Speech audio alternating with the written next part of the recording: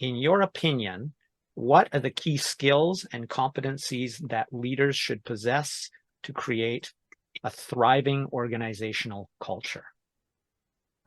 Oh, so absolutely. Number one is communication, and being open to all types of communication, whether that be verbal, nonverbal, or written. Building relationships is another big competency for me.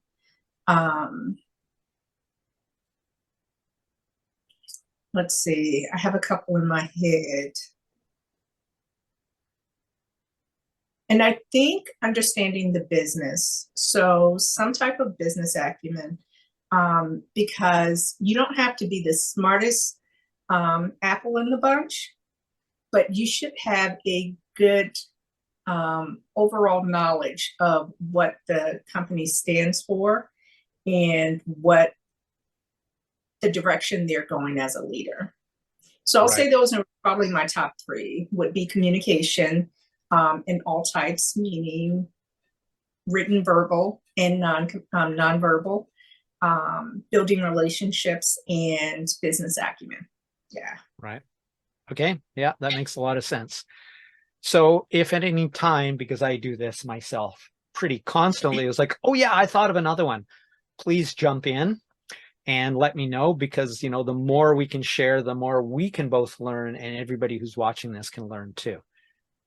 So I encourage that at all times. So the next one is, what do you think is the ideal duration for a comprehensive course on transforming workplace culture, leadership, or both?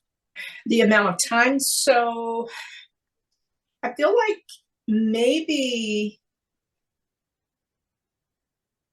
there's a culmination of it. So meaning that it's not a one-time fits all or one size fits all.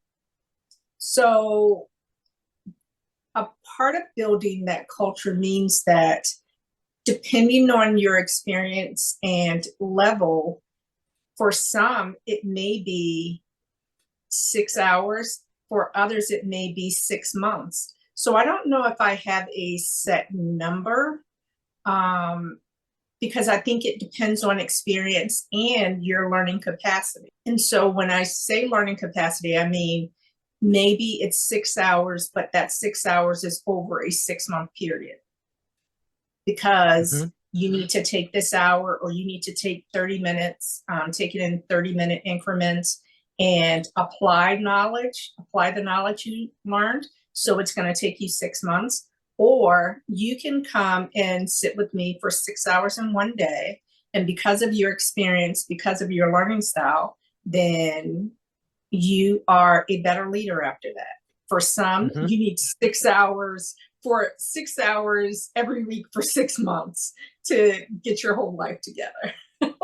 Right. So I think that I don't know if there's a one size fit all when it comes to that. For me, I think it is really about the habit stacking.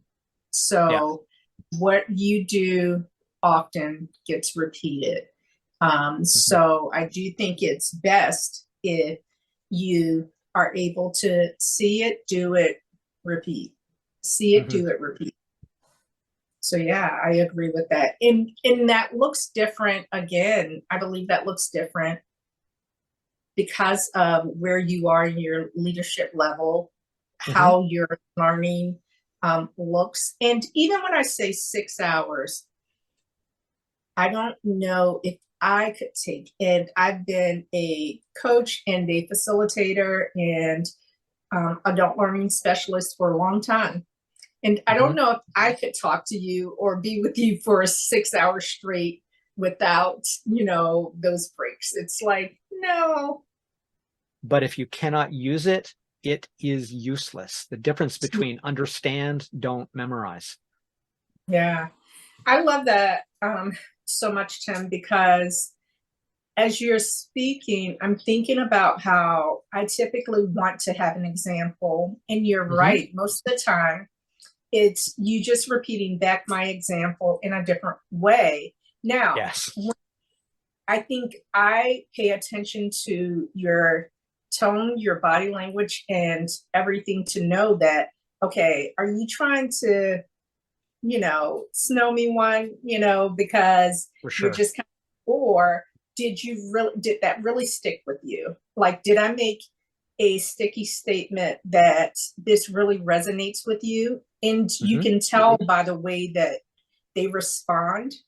And Hmm. so I'm always watching to see, are they saying yes because they just want me to, like, hurry up, Kathy, let's move this train along, or if Hmm. they're like, oh my gosh, I got that.